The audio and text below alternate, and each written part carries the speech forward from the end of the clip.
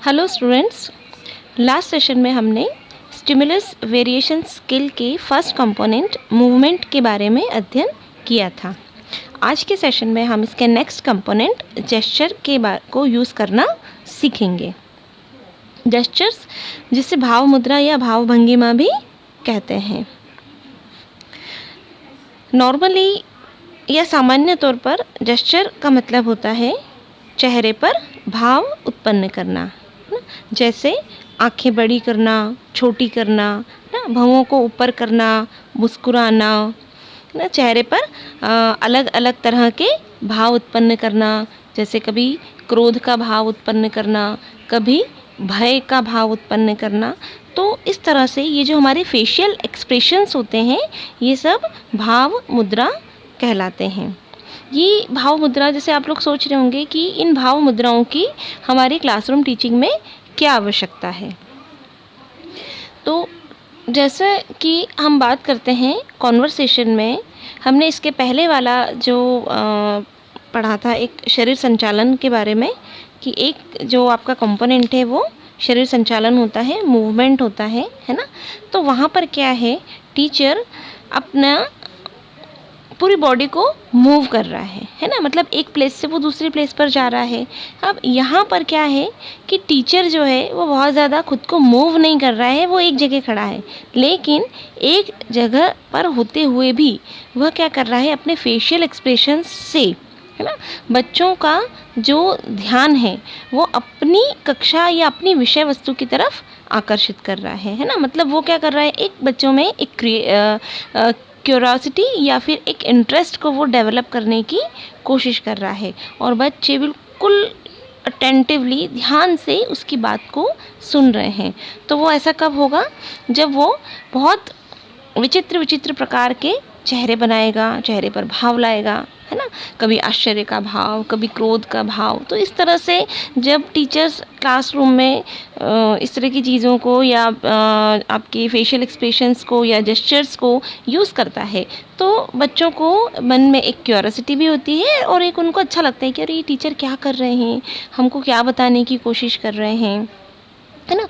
तो it's a part of body language. तो यहाँ पर ये जो भाव भंगिमा या भाव मुद्राएं हैं, ये भी हमारे जो बॉडी लैंग्वेज होता है उसका ही एक पार्ट या हिस्सा हो सकता है, कि बॉडी लैंग्वेज का यूज़ करते हुए या फेशियल एक्सप्रेशंस को यूज़ करते हुए टीचर जो है वो क्लासरूम में टीचिंग कर रहा है ना। जैसे अभी मैं आपको विद एग्जांपल बताती हूँ कि कब टीचर को इस तरह के फेशियल एक्सप्रेशन की आवश्यकता होती है।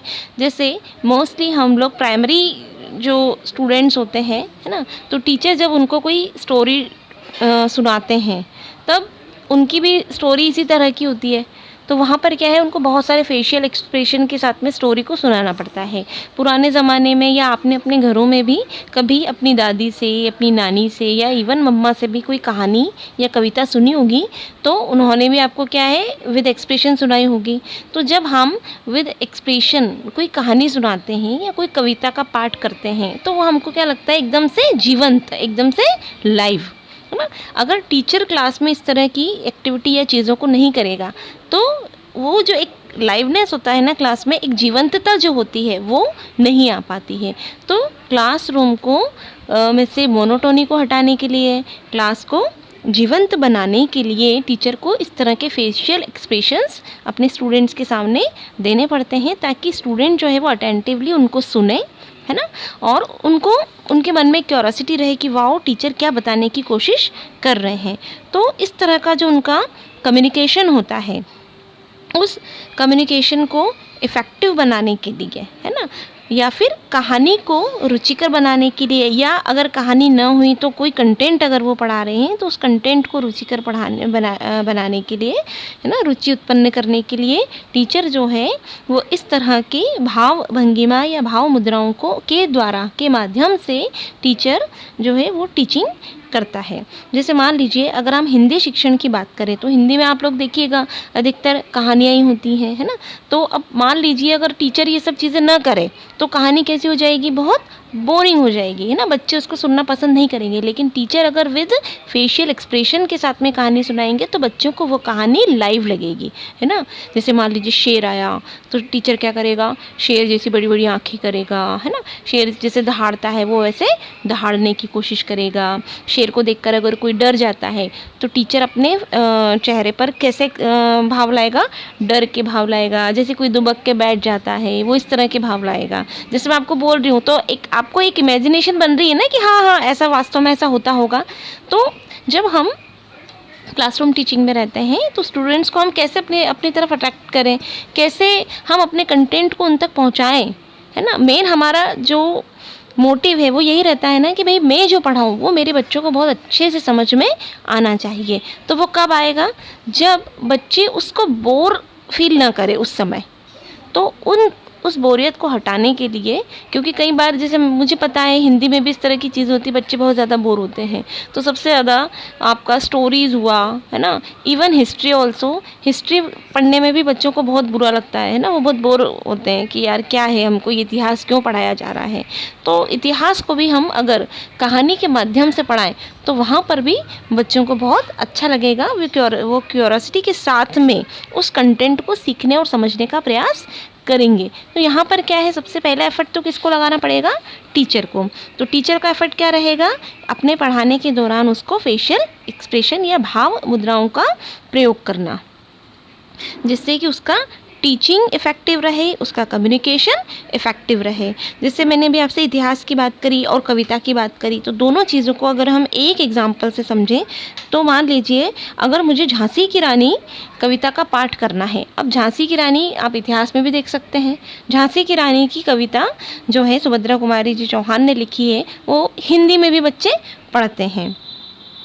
तो अगर हम या टीचर झांसी की रानी का या कविता का जो पाठ है वो अगर नॉर्मली बोलेगा, खूब लड़ी मर्दानी वो तो झांसी वाली रानी थी, तो बच्चे क्या होंगे, बोर होंगे। लेकिन उसी को, है ना, खूब लड़ी मर्दानी वो तो झांसी वाली रानी थी, तो इस तरह से जब हम उसको गा कर, है ना, उसमें एक वीर रस को उत्पन्न करके और जब हम बच्चों को ये सब चीज़ें सुनाएंगे विद एक्सप्रेशन, तो क्या होगा, उनको अच्छा लगेगा, उनमें क्यूरोसिटी आएगी, वो जानना चाहेंगी कि हाँ वास्तव में झांसी की रानी कौन थी, है ना, उनके बारे में हमको जानना चाहिए। तो ये इस तरह की जो चीज़ें हैं तो ये टीचर कब कर पाएगा, जब वो अपने कंटेंट को विद एक्सप्रेशन एक्सप्लेन कर पाएगा। तो इसलिए टीचर के लिए ये वाला जो आपका कंपोनेंट है ना, ये उसको आना बहुत ज़रूरी है, वरना उसकी टीचिंग कैसे हो जाएगी, मोनोटोनी वाली हो जाएगी और वो क्लास में क्या होगा, बच्चे जो हैं वो बहुत ज़्यादा बोरियत फील करेंगे।